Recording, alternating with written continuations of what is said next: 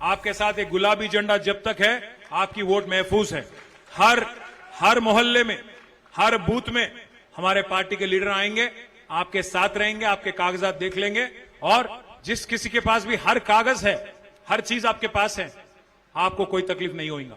अगर किसी के पास नहीं है, आपके एमएलए खुद वकील साहब है, उन्होंने खुद जाके हाईकोर्ट में लड़ेंगे, आप बेफिक्र रहिए। आपके एमएलए साहब खुद वकील है, उन्होंने खुद इंसाफ के लिए आपके लिए लड़ेंगे। किसी एक का वोट भी नहीं जाए सर का, हम पूरी तरह से हम कायनात रहेंगे।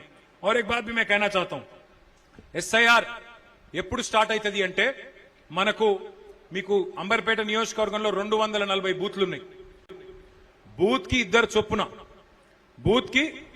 కి ఒక్కరు చొప్పున మనకు 240 మంది లిస్టు కాలేరు వెంకటేష్ గారు మాకు ఇచ్చినారు పార్టీ ఆఫీస్।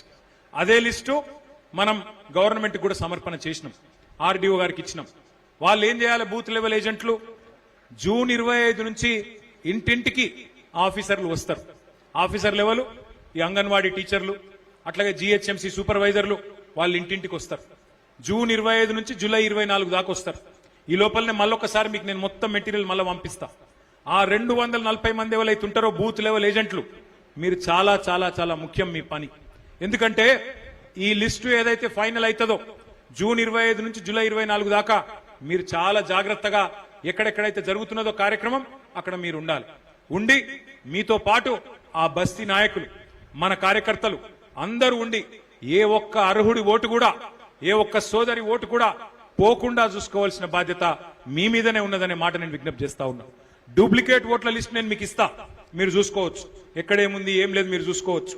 దాంతో పాటు కొత్త ఓట్లు రాయించేది, తప్పుడు ఓట్లు తీయించేది, ముఖ్యంగా బీజేపీ వాళ్ళు చాలా డేంజర్, వాళ్ళు కొన్ని ఓట్లు తీసేయించే పనులు ఉన్నారు।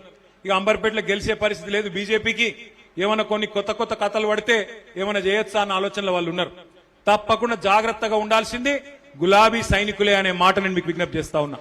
ఈ లిస్టు జూలై 24 నుంచి సెప్టెంబర్ 28 దాకా మళ్ళీ మీకు టైం ఉంటుంది, 2 నెలలు।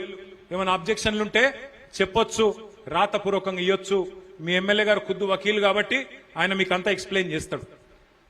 తర్వాత అక్టోబర్ 1 నాడు ఫైనల్ ఓటర్ లిస్టు పబ్లిష్ అవుతుంది। ఈ అక్టోబర్ 1 నాడు పబ్లిష్ అయినాక ఒకటి యాద పెట్టుకోండి, అదే లిస్టు రేపు మీ కార్పొరేషన్ ఎన్నికలకు అదే ఓటర్ లిస్ట్ ఉంటుంది, ఆ తర్వాత వచ్చే ఎమ్మెల్యే ఎలక్షన్ కు అదే ఓటర్ లిస్ట్ ఉంటుంది, అదే విధంగా తర్వాత వచ్చే ఎంపీ ఎలక్షన్ కూడా అదే ఓటర్ लिस्ट ఉంటుంది। वो एक ही वोटर लिस्ट है जो बनेगा अक्टूबर 1 के दिन, उसके बाद वो एक ही वोटर लिस्ट रहेगा कल के आपके कॉर्पोरेशन इलेक्शन के वास्ते, एमएलए इलेक्शन के लिए और साथ ही साथ एमपी इलेक्शन के लिए भी वो एक ही वोटर लिस्ट रहेगा। इससे पहले अलग अलग लिस्ट थे, अलग अलग बूथ थे, कॉर्पोरेशन का एक था, एमएलए का एक था, एमपी का एक था, आगे ऐसा नहीं होगा एसआईआर के बाद। तो बहुत जरूरी है कि आप सब लोग गौर करें इस बात पे, आप सब लोग बहुत सीरियसली इस बात को लें और हर जगह जिस किसी को भी बूथ लेवल एजेंट बनाया गया, आपकी जिम्मेदारी है किसी एक आदमी या किसी एक हमारी बहन जिनके पास हर कागज है उनका वोट किसी भी हाल में नहीं गंवाना है, उनको नुकसान नहीं पहुंचाना है। అర్థమైంది కదా మీకు? ముఖ్యమైన పని ఈ ఎస్ఐఆర్ మనం చేయాల్సి ఉంటుంది।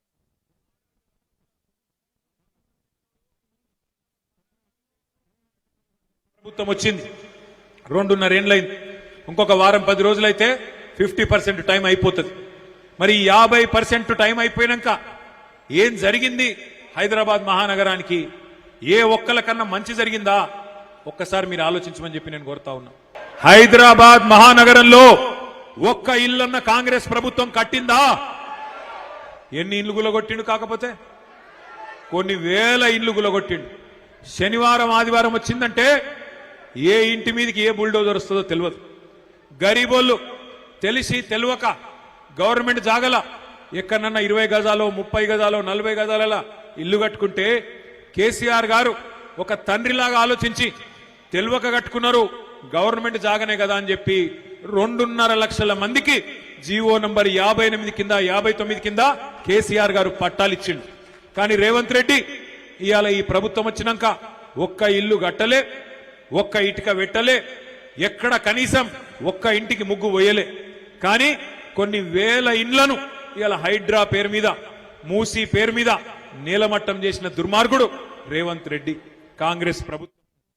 అట్లాగే మీరు ఒక్క మాట ఆలోచన చేయండి. రేవంత్ రెడ్డి గారు మాట్లాడితే నోరు ధరిస్తే ఫ్యూచర్ సిటీ అంటున్నాడు. ఫ్యూచర్ సిటీ అంటే ఏంది? భవిష్యత్ నగరం. భవిష్యత్ నగరం అట. ఉన్న నగరాన్ని పట్టించుకునే తెలివి లేదు. హైదరాబాద్ లో కనీసం దోమల మందు కొట్టేటోడు లేడు, చెత్త ఎత్తేటోడు లేడు, ఇండ్లు కట్టేటోడు లేడు, మోరీలు సాఫ్ చేసుడు లేదు, కరెంట్ ఇచ్చే తెలివి లేదు. ఇది ఏది లేదు గాని భవిష్యత్ నగరం నిర్మాణం చేస్తా, ఫ్యూచర్ సిటీ గడతా. ప్రజెంట్ సిటీని పట్టించుకునే తెలివి లేదు గాని ఫ్యూచర్ సిటీ గడతా అని చెప్పి పోజులు కొడితే మా ఆడబిడ్డలు అనుకుంటున్నారు అమ్మకు అన్నం పెట్టనోడు చిన్నమ్మకు బంగారు గాజులు చేయిస్తా అని చెప్పిండట. వెనకటికెప్పుడు అమ్మకే అన్నం పెట్టాడు, ఉన్న నగరాన్ని పట్టించుకోడు మున్సిపల్ మంత్రి, ఆయననే ముఖ్యమంత్రి. ఒక మోరీ కట్టింది లేదు, ఒక ఇల్లు కట్టింది లేదు, కనీసం దోమల మందు కొట్టింది లేదు. కానీ ఫ్యూచర్ సిటీ కడతా, అది న్యూయార్క్ తోని లండన్ తోని పోటీ పడేటట్టు కడతా అంటే ఎవడు నమ్ముతారు? ఎట్లా నమ్ముతారు? ఆలోచించమని చెప్పి నేను కోరుతా ఉన్నా. అట్లాగే ఇప్పుడు ఏం ఎలక్షన్ లేవు, నువ్వు అనవసరంగా బేషజానికి పోకు, గీన చెప్తుండు కదా నేనెందుకు చేయాలి అనుకోకు. రాష్ట్రంలో ధాన్యం కొంటలేరు, వడ్లు కొంటలేరు, మక్కలు కొంటలేరు, ఎక్కడికక్కడ రోడ్ల మీద ఆరవోసుకున్నారు. ఆగమాగం ఉన్నది పరిస్థితి రైతులది. ఆ ధాన్యం కుప్పల మీద కుప్పగులు చచ్చిపోతున్నారు, ఒదికి వడదెబ్బకు చస్తున్నారు, ఒదికి నువ్వు కొంటలేక నీ దెబ్బకు చస్తున్నారు. చూసుకో జరా, మంత్రివర్గ సమావేశంలో మాట్లాడి ఆ పైసలేదో కేటాయించి ధాన్యం కొను అని చెప్పి నేను డిమాండ్ చేసిన. నేను అనుకున్న దబ్బన చూస్తాడేమో, చూసేమన్నా రైతులకేమైనా చెప్తాడేమో అనుకున్నా. నిన్న పిడుగు లాంటి వార్త చెప్పిండు. ఏమంటుండు రేవంత్ రెడ్డి? నిన్న కేబినెట్ సమావేశంలో నిర్ణయం తీసుకున్నాడట. ఇప్పుడు మన కాడ ప్రీపెయిడ్ సెల్ ఫోన్లు ఉంటాయి, మీకు తెలుసు కదా. ప్రీపెయిడ్ ఫోన్లు తెలుసు కదా, ముందే పైసలు కట్టాలి, అది మీటర్ తిరుగుతూనే ఉంటుంది, ఆయనతో బంద్ అవుతుంది. 1000 రూపాయలు ఛార్జ్ చేసినాం అనుకో, ఆ 1000 రూపాయలు ఇవ్వగానే అది బంద్ అవుతుంది పనిచేస్తుంది. రేవంత్ రెడ్డి నిన్న కేబినెట్ లో నిర్ణయం తీసుకున్నాడు. ఇక రాష్ట్రంలో మీటర్లు, మామూలు మీటర్లు తీసేస్తారట, మొత్తం ప్రీపెయిడ్ మీటర్లు పెడతారట. ఇక అంటే మీ ఇంట్లల్లో స్మార్ట్ మీటర్లు పెడతారు. ఇక బిల్లు కట్టకపోతే అప్నే ఆప్ బంద్ హోయాతా. ఒక మీకే కాదు, హైదరాబాద్నే కాదు, మొత్తం రాష్ట్రంలో రైతులందరికీ మొదలు ట్రాన్స్ఫార్మర్ల కాడ మీటర్లు పెడతారట. అటెనక బాయిల కాడ మోటార్లు ఉంటాయి కదా, ఆ మోటార్లకు కూడా మీటర్లు పెడతారట. ఇక మీకు కేసీఆర్ గారు అందుకే చెప్పిండు ముందే, ఆనాడు మోడీ గారు ఎంత ఒత్తిడి తెచ్చినా, మోడీ గారు మెడ మీద కత్తి పెట్టినా కేసీఆర్ గారు ఒప్పుకోలే.